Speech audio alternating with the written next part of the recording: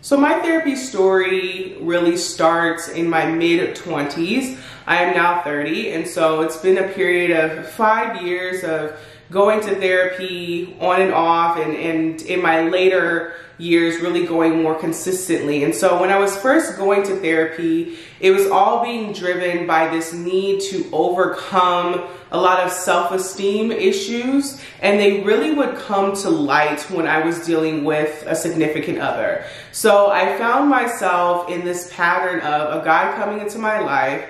I didn't spend much time getting to know him before becoming very invested in him, putting him on a pedestal and feeling like I needed to prove myself. And this created a lot of anxiety. Anxiety is very exhausting. And so it had just got to a point in my mid-20s with one guy in particular where I was like, this guy is doing everything he's supposed to do. He's treating me right. And I am still feeling this overwhelming amount of anxiety. I want to address this. And so I started seeing a therapist. I didn't see her consistently though, because I was paying out of pocket. I did have insurance at the time, the same insurance I actually had all throughout my 20s pretty much. And I just felt like there was going to be a lot of hurdles to getting a therapist. I didn't know if I was going to have to go through an assessment and it was going to have to be this extreme need where maybe I was clinically depressed or something like that. And so this is kind of a sidebar conversation, but I have a habit of minimizing what I'm feeling. And so at that time, I was really minimizing my feelings around things and feeling like it's not that out of control. So I don't even know if I'm going to be approved for therapy. And I'll get into later about how that changed. But at the time, I was paying out of pocket. And so needless to say, typically when you're paying out of pocket, it's going to cost more. And so, you know, going to her consistently was just not going to be feasible for me. So I found that I was going to her when things were kind of spiking up and things were getting really bad. And it was kind of like, yes, she was helping me, but almost putting a Band-Aid on a situation versus spending the time to address what was really going on. And so in my later years where I was still having these same patterns and really wanted to get a hold on to things, on top of that having a ton of stress from work that I had not felt before, I felt like, you know what, it's time to go on a therapy journey that is sustainable for me. Go to a therapist consistently. And so I decided to go within my network, go through the steps of finding a therapist, and thankfully for me, I was able to find a therapist that aligned to what I wanted. So my insurance is Kaiser, and so with Kaiser, you do have to work within their network. That is something that really it put me off from going to therapy too, because I felt like my criteria for a therapist is I wanted the therapist to be Black and to be a woman. Those were the two biggest criteria. I later modified that a little bit to also want a Christian, a black Christian woman. So that made my search even harder, or not even necessarily it made my search a challenge because I had the constraint of having to look within the Kaiser network.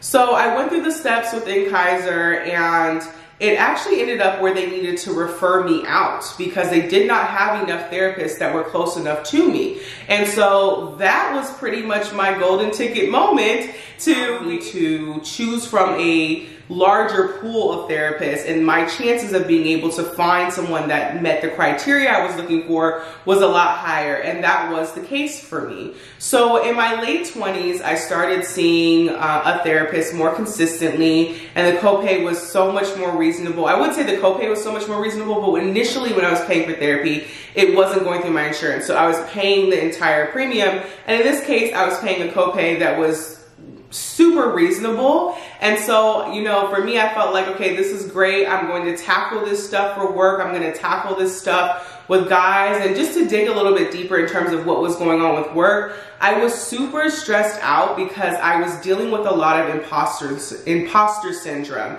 I had came from an environment where I worked at a company for 6 years, and a lot of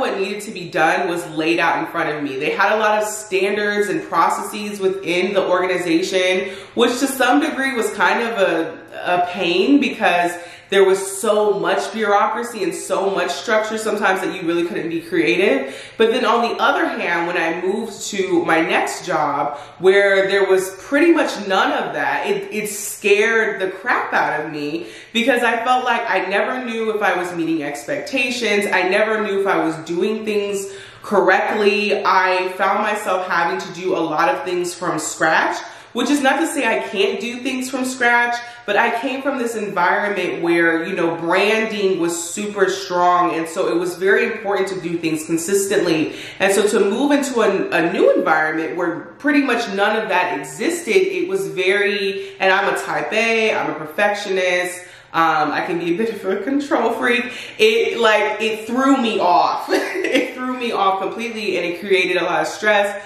I had a client at the time that was super demanding and I felt very alone, and I also didn't know how to ask for support. So this was all something that I wanted to dig deeper into therapy. And actually what I found when I went into therapy in both of these issues were just being super stressed out from work and dealing with imposter syndrome and also putting guys on pedestals was this feeling of not being good enough. They both stemmed from the same source where I just was not feeling good enough for either of these, in either of these scenarios. And so in either of these areas of my life.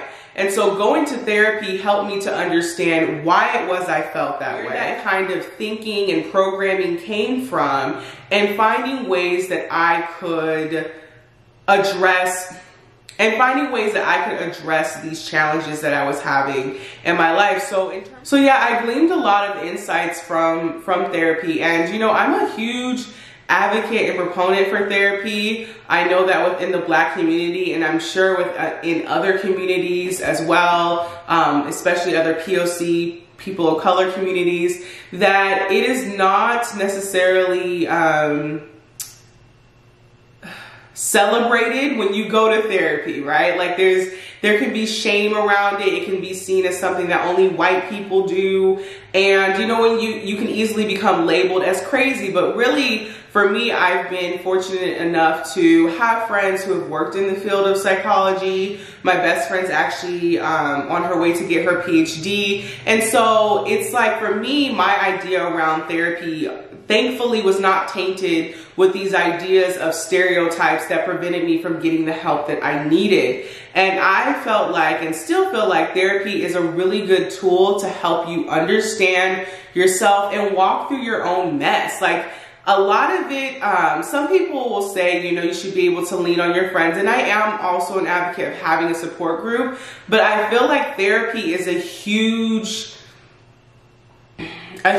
resource for allowing you to have a space where you can completely let your guard down. And this is one of the reasons why I wanted to work with a Black therapist, specifically a Black female therapist, is because I wanted somebody who could relate to me and I could relate to. I wanted to be able to eliminate as many hindrances to being able to be vulnerable as possible. Now, that doesn't mean that having, you know, a Black female therapist was going to ensure my success, but there was something about that setup for me that felt more comfortable for me. So you have to figure out for you, if you're considering therapy, what is going to be comfortable for you, and also be okay with trying out a few therapists. I'm very fortunate that I haven't had to switch many therapists. My changing of therapists was a result of moving different jobs and changing my insurance. But other than that, I've been very fortunate to have a consistent therapist in my life, you know, and someone rather and working with someone who I feel like I can relate to and can relate to me. So I have been in therapy now consistently for a year and a half. I will say I feel like the changes that I made came pretty swiftly, and it is amazing to see the things that you can learn about yourself just by having someone ask you the right questions.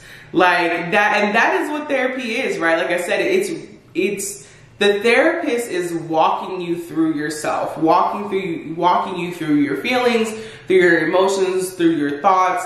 And I really see therapists kind of as coaches rather than someone who is advising you and telling you this is what you should be doing. They are someone there to aid you and kind of be another voice in your head to help you to navigate your life. Now, I will say one thing that was surprising for me about therapy was that, and when I think about it now, it's not surprising, but I guess I used to initially think of therapy as kind of like a trainer for your mind, in a sense of like, you go to therapy every 2 weeks and you just, that's what you do. You never like don't go to therapy. But I've actually got to a place where I will be terminated from therapy. That is the word that they use. I don't like that word, but that is the word that they use when they feel like you are ready to move on and to, you know, be able to walk about life without needing a therapist. And it's not to say that I won't need a therapist again, but I remember having that conversation with her in terms of like, I think my last 2 sessions, I didn't feel like there was a lot that we needed to walk through, and she noticed that, you know? And so she highlighted to me and gave it as an option to me to say like, hey, we can terminate the relationship, terminate this, and this is what this will look like for you. And that was initially very jarring to me, but the way that she explained it to me is that therapists do not want to create a codependent relationship where you have to go to therapy to work through your stuff. At some point, they want you to be able to do that on your own, which in a way is such a beautiful thing, but it's also scary.